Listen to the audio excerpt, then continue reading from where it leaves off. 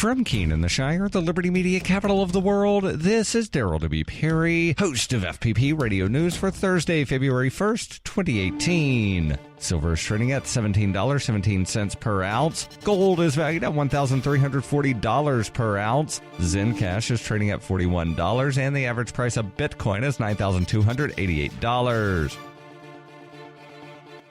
Antiwar.com reports after a two-day rout by South Yemen separatists left them in near total control of the city of Aden, pro-separatist forces have ceded back a pair of military bases at the request of Saudi Arabia, who is now attempting to mediate a deal. Aden has been under the control of the Hadi government, which the Saudis are attempting to reinstall with their invasion. The separatists now say they back the Saudi invasion as well and also support Hadi, but want him to fire his existing government. That's likely an issue that the United Arab Emirates is pushing, as the UAE has been souring on the Hadi allies and backing the separatists who don't have the long-standing ties to the Muslim Brotherhood. Though placating the Saudis likely means continuing to endorse the war, it's strange for the separatists to still present themselves as a separatist movement when the pro-Hadi forces already control materially all of Old South Yemen, and territory being fought over is largely in North Yemen. The Saudis continue to have the goal of not having Shiites in power anywhere in Yemen, but seemingly the South Yemen separatists would only be worried about settling the war in a way that leaves South Yemen separate.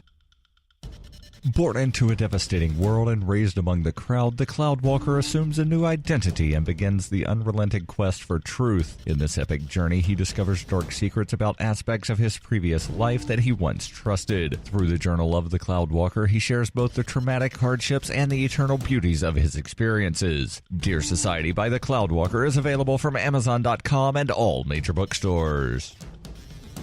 UPI reports the Environmental Protection Agency pushed back the applicable date of a 2015 rule redefining government power over small waterways by 2 years. EPA Administrator Scott Pruitt issued a statement Wednesday announcing the agency filed legal documents requiring to suspend the Waters of the United States rule developed by the Obama administration for 2 years. Pruitt said, "Today the EPA is taking action to reduce confusion and provide certainty to America's farmers and ranchers. The 2015 Waters of the United States rule developed by the Obama administration will not be applicable for the next 2 years while we work through the process of providing long-term regulatory certainty across all 50 states about what waters are subject to federal regulation." The rule originally had an effective date of August 28, 2015, but that was halted due to a stay by the 6th U.S. Circuit Court of Appeals. Last week, the U.S. Supreme Court determined the appeals court lacked the authority to issue the stay because it did not have original jurisdiction to review the challenge.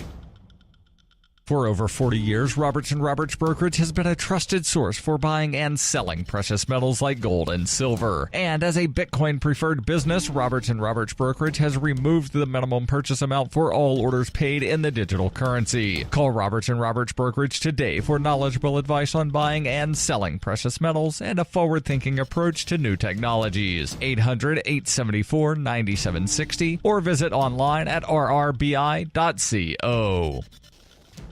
Reuters reports thousands of San Francisco residents convicted of cannabis offenses since 1975 will see those convictions dismissed or reduced under an effort announced Wednesday by the city's district attorney. California's Proposition 64, which legalized recreational cannabis use and possession and reduced criminal penalties, allowed people to ask the court to reduce or dismiss previous cannabis convictions. But top San Francisco prosecutor George Gascon said on Wednesday he would not wait and would instead dismiss 3,038 misdemeanors and consider reducing an additional 4,900 felony cannabis charges. The move is meant to make it easier for people who would otherwise have to retain an attorney to file expungement paperwork for convictions that can scuttle employment and housing opportunities and have disproportionately affected African Americans. Gascon said in a statement, "Long ago, we lost our ability to distinguish the dangerous from the nuisance, and it has broken our pocketbooks, the fabric of our communities, and we are no safer for it." Gascon said relatively few Californians had petitioned courts to have convictions expunged since the legalization measure was passed in 2016. 9 states plus the District of Columbia have legalized cannabis for recreational use, while dozens of others permit it for medical use. California finalized its licensing, regulatory, and tax structure to allow cannabis shops to open for retail sales this year. In mid-January, however, the U.S. Department of Justice rescinded an Obama administration policy that had eased enforcement of federal cannabis laws in states that legalized cannabis, instead giving federal prosecutors wide latitude to pursue criminal charges.